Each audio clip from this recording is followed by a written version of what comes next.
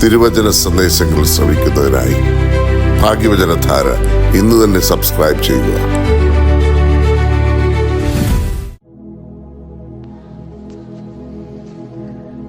ദൈവ തിരുനാമത്തിന് മഹത്വം ഉണ്ടായിരിക്കട്ടെ. ഇന്നത്തെ ലോകത്തിൽ കുടുംബങ്ങൾ പല വെല്ലുവിളികളും നേരിടുന്നു. സാങ്കേതിക വിദ്യ വളരുന്നു, സൗകര്യങ്ങൾ വർദ്ധിക്കുന്നു. പക്ഷെ കുടുംബ ബന്ധങ്ങൾ ദുർബലമാകുന്നു. ഒരേ വീട്ടിൽ താമസിച്ചിട്ടും ഹൃദയങ്ങൾ അകലുന്നു. ഈ സാഹചര്യത്തിൽ യോശുവയുടെ പ്രഖ്യാപനം ഒരു വെല്ലുവിളിയും ഒരു വിശ്വാസ പ്രഖ്യാപനവുമാണ്. ഞാനും എൻ്റെ കുടുംബവുമോ ഞങ്ങൾ യഹോവയെ സേവിക്കും. യോശുവ പ്രവാചകന്റെ പുസ്തകം 24-ാം അധ്യായം 15-ാം വാക്യം. ഇതൊരു വ്യക്തിയുടെ തീരുമാനമല്ല, ഒരു കുടുംബത്തിന്റെ ആത്മീയ ദിശാ നിർണയമാണ്. ഒന്നാമതായി, കുടുംബത്തിന്റെ കേന്ദ്രത്തിൽ ദൈവമുണ്ടായിരിക്കണം. God must be at the centre of the family. യോശുവ തന്റെ ജനത്തോട് ഒരു തെരഞ്ഞെടുപ്പ് ആവശ്യപ്പെട്ടു.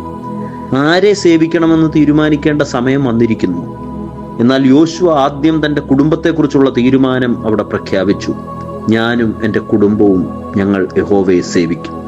ഒരു കുടുംബത്തിൻ്റെ യഥാർത്ഥ ശക്തി സമ്പത്തിലല്ല, വിദ്യാഭ്യാസത്തിലല്ല, അതിൻ്റെ സാമൂഹിക പദവിയിലല്ല, മറിച്ച് ആ ഭവനം ദൈവത്തിലുള്ള ഐക്യത്തിൽ നിലനിൽക്കുന്നതിലാണ്.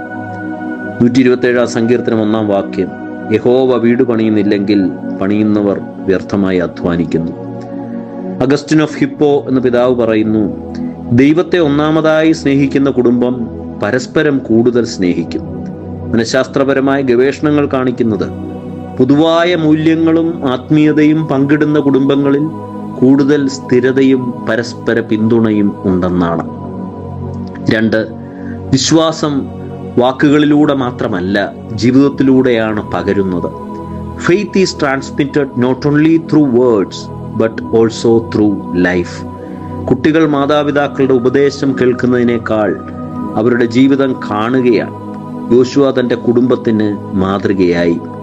ആവർത്തന പുസ്തകം 6-6 പറയുന്നു, ഈ വചനങ്ങൾ നിന്റെ ഹൃദയത്തിലിരിക്കട്ടെ, അവയെ നിന്റെ മക്കൾക്ക് ഉപദേശിക്കണം.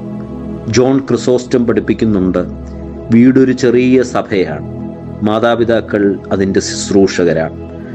സോഷ്യൽ ലേണിംഗ് തിയറി അനുസരിച്ച് കുട്ടികൾ പ്രധാനമായും അനുകരണത്തിലൂടെയാണ് പഠിക്കുന്നത് എന്ന് നമുക്കറിയാം. മാതാപിതാക്കളുടെ പ്രാർത്ഥന, സഭാജീവിതം, അവരുടെ സ്നേഹവും ക്ഷമയും ഇവ കുട്ടികളുടെ ജീവിതത്തിൽ ആഴത്തിൽ പതിയും. 3, കുടുംബത്തിന്റെ ലക്ഷ്യം ദൈവസേവനമാണ്. The purpose of the family is to serve God. യോശുവ പറഞ്ഞു, ഞാനും എൻ്റെ കുടുംബവും യഹോവയെ സേവിക്കും. ഇവിടെ സേവനം എന്നത് ആരാധനയിൽ മാത്രം ഒതുങ്ങുന്നില്ല. സേവനമെന്നാൽ സ്നേഹത്തോടെ ജീവിക്കുക, നീതിയോടെ പ്രവർത്തിക്കുക, മറ്റുള്ളവരെ സഹായിക്കുക, ദൈവമഹത്വത്തിനായിട്ട് ജീവിക്കുക. മദർ തെരേസ പറഞ്ഞു, if you want to change the world, go home and love your family. കുടുംബത്തിൽ ആരംഭിക്കുന്ന സ്നേഹമാണ് സമൂഹത്തെ മാറ്റുന്നത്. C.S. ലൂയിസ് എഴുതുന്നു, the home maker has the ultimate career. All other careers exist for one purpose only, and that is to support the ultimate career. പ്രിയരെ, യോശുവയുടെ വാക്കുകൾ ഇന്നും ഓരോ കുടുംബത്തിനും നമുക്ക് ഓരോരുത്തർക്കും വെല്ലുവിളിയാണ്. ദൈവത്തെ കുടുംബത്തിൻ്റെ കേന്ദ്രമാക്കുക, വിശ്വാസത്തിൻ്റെ മാതൃകകളാകുക, കുടുംബത്തെ ദൈവസേവനത്തിനായി സമർപ്പിക്കുക. ഇന്ന് ഓരോ കുടുംബവും ഹൃദയപൂർവ്വം പ്രഖ്യാപിക്കട്ടെ, ഞാനും എൻ്റെ കുടുംബവും യഹോവയെ സേവിക്കും. അപ്പോൾ നമ്മുടെ വീടുകൾ വെറും വീടുകളല്ല, പ്രാർത്ഥനയുടെ ആലയങ്ങളും സ്നേഹത്തിൻ്റെ വിദ്യാലയങ്ങളും ദൈവ സാന്നിധ്യത്തിൻ്റെ വാസസ്ഥലങ്ങളുമാകും. കർത്താവേ, ഞങ്ങളുടെ ഭവനങ്ങളെ അങ്ങയുടെ വഴികളിൽ നടത്തണമേ എന്ന് നമുക്ക് പ്രാർത്ഥിക്കാം.